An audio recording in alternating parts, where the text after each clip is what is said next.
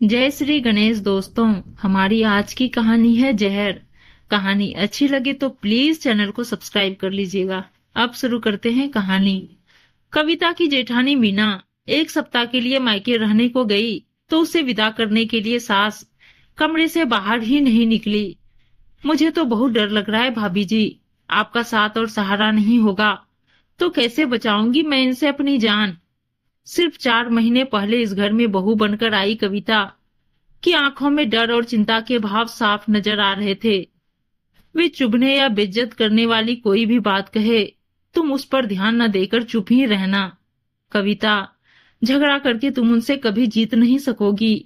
मीना ने उसे प्यार से समझाया। भाभी, अगर सामने वाला तुम्हारी बेइज्जती करता ही चला जाए तो कोई कब तक चुप रहेगा। उस स्थिति में तुम वह करना जो मैं करती हूँ। जब तंग आकर तुम जवाब देने को मजबूर हो जाओ तो गुस्से से पागल हो इतनी जोर से चिल्लाने का भी नहीं करना कि सासू जी की सिट्टी पिट्टी गुम हो जाए। उन्हें चुप करने का यही तरीका है कि उनसे ज्यादा जोर से गुर्राओ। अगर उनके सामने रोने धोने की गलती करोगी तो वे तुम पर पूरी तरह हावी हो जाएंगी। कविता, अपनी देवरानी को ऐसी कई सलाहें देकर मीना अपने बेटे के साथ स्कूटर में बैठकर बस अड्डा चली गई। कविता अंदर आकर दोपहर के भोजन की तैयारी करने रसोई में घुसी ही थी कि उसकी सास आरती वहीं पहुंच गई। उफ, इस मीना जैसी बददिमाग और लड़ाकी बहू किसी दुश्मन को भी ना मिले। अब सप्ताह भर तो चैन से कटेगा, कह आरती ने अपनी छोटी बहू से बातें करनी शुरू कर दी। आरती लगातार मीना की बुराइयां करती रही। बहुत सी पुरानी घटनाओं की यादों को दोहराते हुए उन्होंने उसके खिलाफ जहर उगलना जारी रखा। कविता ने जब चुप रहकर वार्तालाप में कोई हिस्सा नहीं लिया तो आरती नाराज होकर बोल पड़ी। अब तू क्यों गूंगी हो गई है बहू? मुंह फुलाकर घूमने वाले लोग मुझे जरा भी अच्छे नहीं लगते हैं। आप बोलकर अपना मन हल्का कर लो मम्मी। मेरे मन में भाभी के लिए कोई शिकायत है ही नहीं तो मैं क्या बोलूं। कविता का यह जवाब सुनकर आरती चिढ़ उठी थी। आरती वैसे कविता के घर वालों को कुछ ज्यादा भाव देती थी। उसके माता पिता की जाति उनसे ऊंची भी थी और वे सब इंग्लिश मीडियम के पढ़े थे, जबकि अरुण और उसका बड़ा भाई हिंदी मीडियम स्कूल से था। फिर भी कविता और उसके घर वाले आरती को पूरा सम्मान देते थे। आरती को एहसास था कि जरा सी जाति ऊंची हुई नहीं या बच्चे अंग्रेजी मीडियम में गए नहीं, उनकी नाक ऊंची हो जाती है। आटा गूंथने का काम बीच में रोककर वे उसे तीखी आवाज में सुनाने लगी। अपनी जेठानी के नक्शे कदम पर चलकर इस घर की सुख शांति को और ज्यादा बिगाड़ने में सहयोग मत दो बहू। अगर बड़ी की इज्जत नहीं करोगी तो तुम भी कभी सुखी नहीं रह पाओगी। अपनी जेठानी की नसीहत को याद कर कविता ने कोई प्रतिक्रिया जाहिर करना मुनासिब नहीं समझ और सब्जी काटने के काम में लग गई। अकेली ही बोलते हुए आरती आजकल की बहुओं को देर तक भला बुरा कहती रही। भाभी होती तो 1 मिनट में इन्हें दोगुना ज्यादा बातें सुनाकर चुप कर देती। पूरे 7 दिन में अकेली कैसे झेलूंगी इन्हें। ऐसे विचारों में उलझ कविता चुप रहकर अपना खून फूंकती रही। कविता ने जब तक आलू गोभी की सब्जी तैयार करी तब तक आरती ने पराठे सेक डाले। उसने अपनी सास के साथ खाना न खाने के लिए भूख न होने का बहाना बनाया, पर आरती ने बड़े हक से दोनों का खाना इकट्ठा परोस लिया था। खाना खाते हुए आरती ने कविता के मायके वालों को वार्तालाप का विषय बनाया। वे उनके बारे में हल्की फुल्की बातें कर रही थी। थोड़ी ही देर में कविता अपनी नाराजगी भुला उनके साथ खुलकर हंसने बोलने लगी। भोजन समाप्त कर वह आराम करने के लिए अपने कमरे में आकर लेट गई। आंख लगने से पहले एक बात सोचकर उसके होठों पर व्यंग भरी मुस्कान उभरी थी कि मुझे अपनी तरफ करने को वो आज कितना मीठा बोल रही थी। लेकिन उनकी सारी चालाकी बेकार जाएगी, क्योंकि असल में तो उनके मन में अपनी दोनों बहुओं के लिए इज्जत और प्यार है ही नहीं। शाम को आरती ने कविता के लिए स्विगी से गरम समोसे और चाय मंगवाई। आरती ने अपने मोबाइल पर सब ऐप डाउनलोड कर रखे थे और बेटे के कार्ड से कनेक्ट थे, इसलिए पेमेंट की कोई दिक्कत तो थी नहीं। चाय पीते हुए जब उन्होंने अपनी बड़ी बहू के खिलाफ उसके कान भरने की कोशिश जारी रखी तो कविता का मन अंदर से खिन्न सा बना रहा। कुछ देर बाद आरती ने अपनी बेटी और दामाद के बारे में बोलना शुरू किया। आजकल मनोज ज्यादा पीने लगा है और पीकर अंजू से झगड़ा भी बहुत करता है। मैं सोच रही हूँ कि परसों उन्हें डिनर पर बुला लूं। अरुण और तुमसे मनोज की अच्छी पटती है। तुम दोनों उसे समझाना कि वह शराब कम पिया करे। अपनी बेटी के बारे में बात करते हुए तेज तर्रार आरती असहाय और दुखी सी नजर आ रही थी। जितनी फिक्र इन्हें अपनी बेटी की है उतनी अपनी बहुओं की क्यों नहीं करती। तेज माँ की तेज बेटी दुख तो पाएगी ही। ऐसी बातें सोचते हुए कविता ने अपने आप को जब ज्यादा खुश महसूस नहीं किया तो मन ही मन उसे हैरानी हुई। अंजू दीदी अगर अपना गुस्सा कुछ कम कर ले तो जीजाजी के ऊपर बदलने के लिए दबाव बनाना आसान हो जाएगा। मम्मी, कविता के मुंह से निकले इस वाक्य के साथ सास बहू के बीच अंजू के घर परिवार की सुख शांति को लेकर लंबा वार्तालाप शुरू हो गया। उस रात सोने से पहले कविता को शादी के बाद गुजरे 4 महीनों में पहली बार यह एहसास हुआ कि उसकी कठोर और निर्दयी नजर आने वाली सास अपनी बेटी के दुख में दुखी होकर आंसू भी बहा सकती है।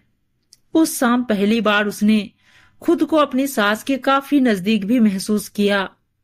सास बहू के संबंधों में अगले दिन से लगातार सुधार होने लगा।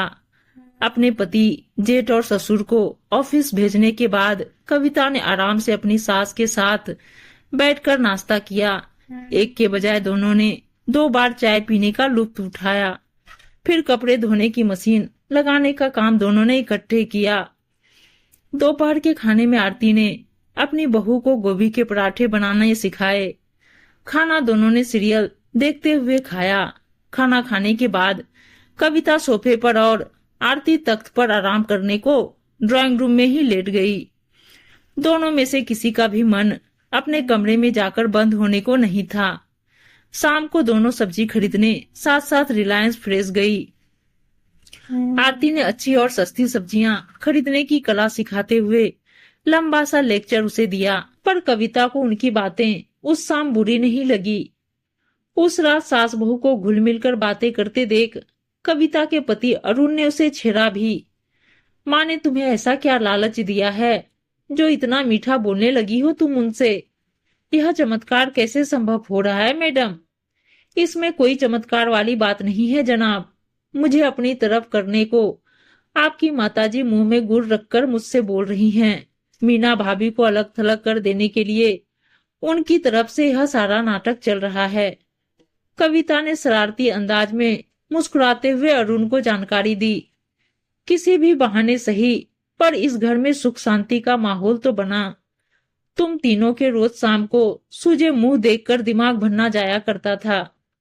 भाभी के लौटने पर स्थिति फिर बदल जाएगी सरकार। सास बहू को प्यार से आपस में हंसते बोलते देखने का मजा बस कुछ दिनों तक ही और ले सकते हैं आप इस घर में। अपने इस मजाक पर कविता खुद ही ठहाका मारकर हंसी तो अरुण बुरा सा मुंह बनाकर बस जरा सा मुस्कुराया। अगले दिन शाम को अंजू और मनोज के साथ सबका समय बड़ा अच्छा गुजरा। आरती अपनी छोटी बहू की तारीफ करने का कोई मौका नहीं चुकी थी। ननद भाभी पहली बार खुलकर खूब हंसी बोली। माँ बेटी दोनों ने कविता का काम में पूरा हाथ बटाया। अगले दिन आरती ने कविता के साथ एक सहेली की तरह गपशप करी। उन्होंने अपनी सास के बारे में बहुत सी कहानियां उसे सुनाई। अपनी सास के सामने मैं जोर से सांस भी नहीं ले सकती थी बहू। सुबह 4 बजे उठकर हाथ से नल से 20 बाल्टी पानी भरना पड़ता था। फिर नहा धोकर पूरे 8 आदमियों का नाश्ता और खाना बनाना होता है। घर का काम देर रात को खत्म होता। तारीफ के शब्द सुनने की बात तो दूर रही, घर के छोटे बड़े मुझ पर हाथ उठाने से भी परहेज नहीं करते थे। वे लोग तब हाल ही में गांव से कस्बे में आए थे और आरती की सास यानी अरुण के दादा दादी रीति रिवाज मानो संदूक में पैक कर ले आए हों। आरती को एडजस्ट करने में बहुत समय लगा था। आरती ये बातें इस अंदाज में सुना रही थी मानो अपने ससुराल वालों की बड़ाई कर रही हो। कविता ने भी शादी से पहले अपने जिंदगी में घटी कई दिलचस्प घटनाएं उन्हें सुनाई। इसमें कोई शक नहीं कि सास और बहू इस एक सप्ताह में एक दूसरे के काफी करीब आ गई थी। मीना की वापसी होने से एक दिन पहले आरती ने कविता को अकेले में अपने पास बैठाकर बड़े प्यार से समझाया, तुम स्वभाव की अच्छी और समझदार औरत हो बहू, बस तुम मीना के बहकावे में आना बंद कर दो। उसकी सह पर जब तुम मुझसे बहस और झगड़ा करती हो तो मेरा मन बड़ा दुखता है। उसकी तरह अगर तुमने भी मेरी बेइज्जती करने की आदत डाल ली तब मेरी जिंदगी तो नर्क बन जाएगी। मम्मी, आप प्लीज आंसू मत बहाओ। उनके लौटने पर हम सब मिलकर कोशिश करेंगे कि घर का माहौल हंसी खुशी से भरा रहे। अपनी सास को ऐसा दिलासा देते हुए कविता की आंखों में भी आंसू भर आए। उस रात कविता को जल्दी से नींद नहीं आई। कुछ सवाल लगातार उसके मन में चक्कर काटे जा रहे थे। नजदीक से जानने का मौका मिला तो मेरी सास दिल की वैसी बुरी जरा भी नहीं निकली जैसी मैं उन्हें अब तक समझती आई थी। मीना भाभी तो पहले दिन से मेरे हित और खुशियों का ध्यान रख रही है। जब इन दोनों के दिल में कोमल भावनाएं मौजूद हैं तो इनके आपसी संबंध इतने ज्यादा खराब क्यों हैं? मेरे दिल में सासू जी को लेकर जो गुस्सा, नफरत और डर बैठा था वह सप्ताह भर में किन कारणों से गायब हो गया है? घर में बना सुख शांति का माहौल क्या मीना भाभी के लौट आने पर बरकरार नहीं रखा जा सकता है?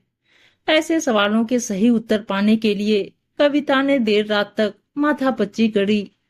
अगले दिन रविवार की सुबह मीना अपने बेटे के साथ सुबह 10 बजे के करीब घर लौटी और घंटे भर बाद ही आरती और उनके बीच तेज लड़ाई हो गई। मीना की कमर में सफर के दौरान झटका लग जाने से दर्द हो रहा था। वह काम में लगने के बजाय जब अपने कमरे में जाकर लेट गई तो आरती ने उसे बहुत सारी जली कटी बातें सुना दी।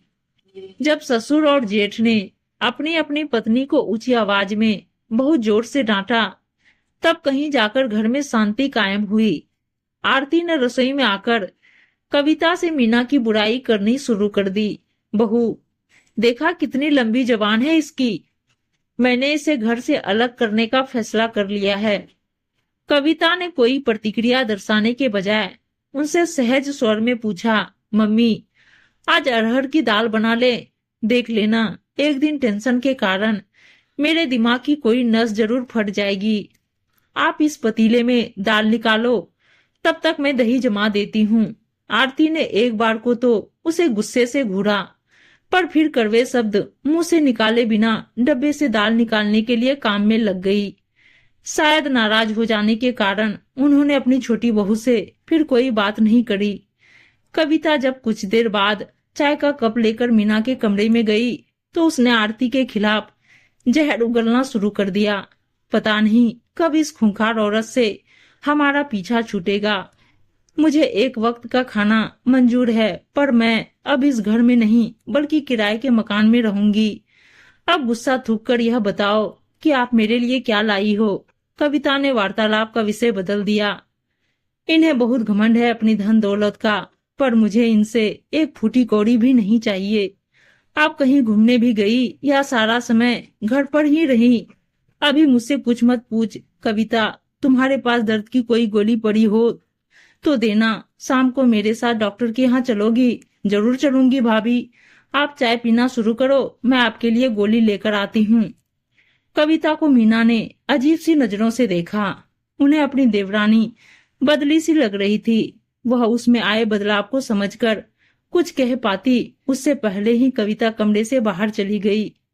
आरती और मीना ने बहुत कोशिश करी पर कविता के मुंह से किसी की तरफदारी करते हुए एक शब्द भी नहीं निकला। इस कारण वे दोनों ही शाम तक यह सोचकर उससे नाराज रही कि वह हाँ में हाँ न मिलाकर दूसरी पार्टी की तरफ हो गई है। आरती और मीना के बीच उस दिन कई बार झड़प हुई पर कविता का मन जरा सा भी तनाव का शिकार नहीं बना। पहले की तरह न उसे सिर दर्द ने सताया न भूख और नींद पर बुरा असर पड़ा। शाम को मीना भी काम में हाथ बटाने के लिए रसोई में आ गई। वह और आरती दोनों ही उसे संबोधित करते हुए बातें कर रही थी। एक ही अनुपस्थिति में जब दूसरी उसकी बुराई करना शुरू करती तो कविता फौरन ही बात को किसी और दिशा में मोड़ देती। उसके इस बदले व्यवहार की बदौलत रसोई में आरती और मीना के बीच टकराव की स्थिति विस्फोटक नहीं होने पाई। कुछ देर बाद तो वे दोनों आपस में सीधे बात भी करने लगी। तो उनकी नजरों से छिपकर कविता प्रसन्न भाव से मुस्कुरा उठी। पिछली रात देर तक जागकर वह जिस निष्कर्ष पर पहुंची थी, उस पर उसने आज का नतीजा देखकर सही होने का ठप्पा लगा दिया। आपसी झगड़े बहुत कम देर चलते हैं, पर उनकी चर्चा कितनी भी लंबी खींची जा सकती है। हर वक्त ऐसी चर्चा करते रहने से मन में उनकी यादों की जड़ें मजबूत होती जाती है। इस कारण मन में दूसरे व्यक्ति के लिए झगड़ा समाप्त होने के बाद भी बहुत देर तक वैरभाव बना रहता है और नया झगड़ा शुरू होने की संभावना भी बढ़ जाती है। इस तरह की चर्चा करने में कहने और सुनने वाले को रस तो आता है, पर यह रस आपसी संबंधों के लिए जहरीला साबित होता है। जब भी मेरे सामने ऐसी चर्चा शुरू होगी, मैं फौरन कोई और बात आरंभ कर दिया करूंगी। मेरे ऐसे व्यवहार के लिए मुझे कोई भला कहे या बुरा, मुझे परवाह नहीं। ऐसा फैसला करके कविता देर रात को सोई और आज अपने मन को प्रसन्न वे हल्की फुल्की अवस्था में पाकर वह अपने फैसले पर उसके सही होने की मुहर पूरे विश्वास के साथ लगा सकती थी। उम्मीद है दोस्तों कहानी अच्छी लगी होगी, और अच्छी अच्छी कहानियां सुनने के लिए चैनल को सब्सक्राइब और वीडियो को लाइक शेयर जरूर कर दीजिएगा। धन्यवाद दोस्तों।